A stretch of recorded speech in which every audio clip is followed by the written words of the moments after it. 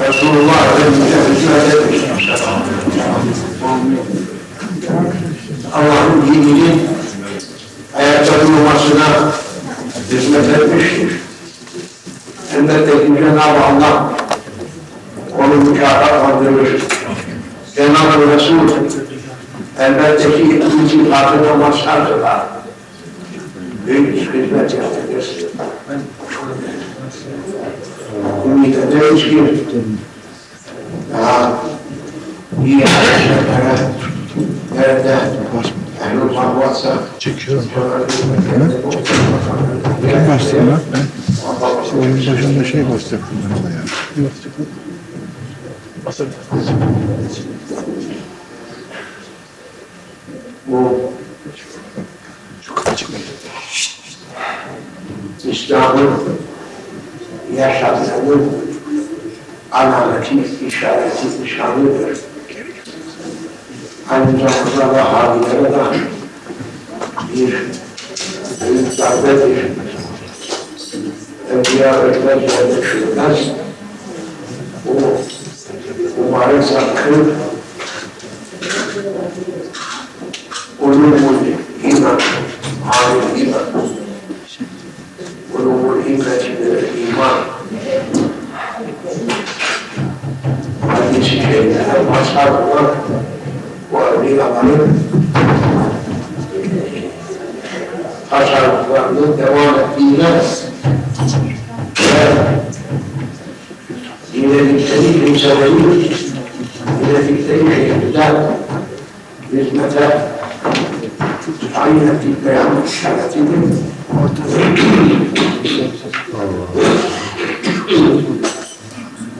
tercih yıkmak yine tanımlı olmuş. İnşallah biz onların hizmetlerini yapmakla binlerce böyle makamları yerine yaslan etmişler. İnşallah onlar bu vakayayı kaç yerde varsa İlyas'ına çalışacağız. Akıl sahibinin yerine zahmet. Bütün bu makamlar, o kaybolan makamlar, kaybolan tekkeler, kaybolan tekkeler, İslam'ın oluşundan ta bu zamana gelinceye kadar ne kadar İslam'a hizmet için ecdadımızın ikame etmiş oldukları camiler, tekkeler, dergahlar, zaviyeler, medreseler, kütüphaneler, imametler, çeşmeler, asar kadimesi varsa cümlesinin asli şekliyle zuhuru için bir veliyullah, bir münacat yapar bir gece. Hint tarifasına da olur.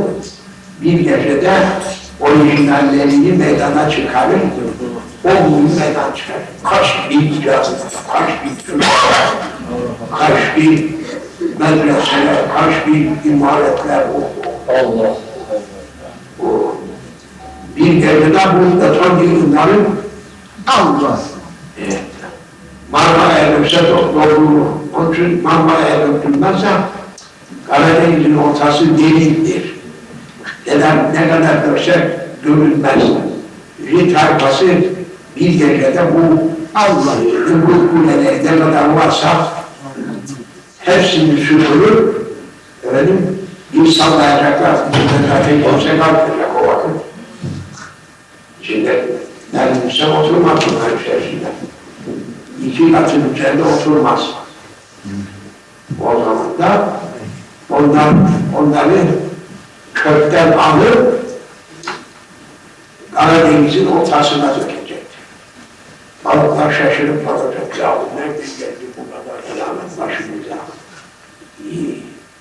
Barınacak yer arardık biz.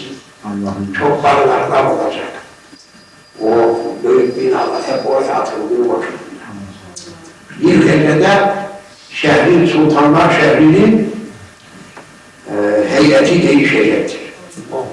İlk gecede küfür tezahürü tamamen ortadan kalkacaktır.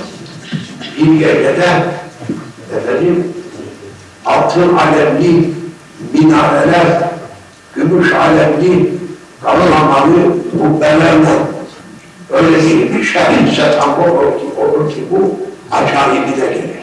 Böyle insanlar. Burasını da birdenbire asli suretine tebdil eder. Bizim Abdullah Bender koyacak onu. İnşallah o vakılara şimdi bu manzara iyidir. Hizmeti yazıldı.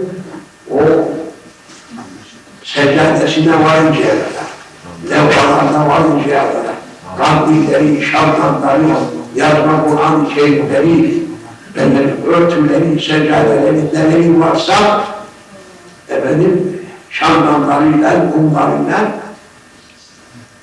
ve zeytinyağlı kandiller bir zinet olacak, bir revnak olacak ki hiç sorma gitsin. İnşallah. Nereye veriyor şimdi? Hazırlar şimdi.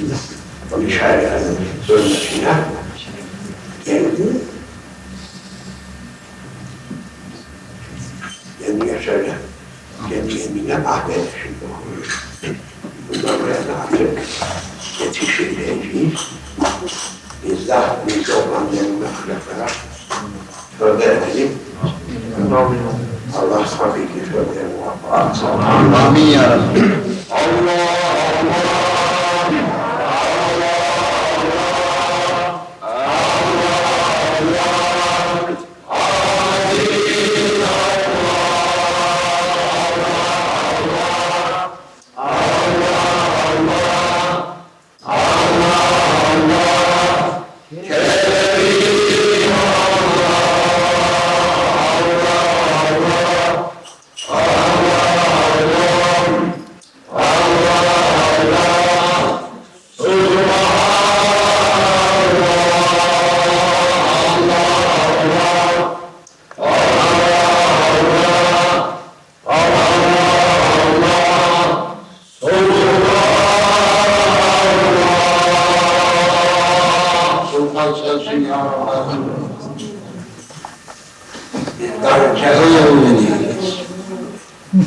Bütün havali, ulvi sürpüsüyle bütün havali senin azamet kudret denizlerinin önünde garınca kadar da kalmaz, zerre kadar da kalmaz. Elhamdülillah.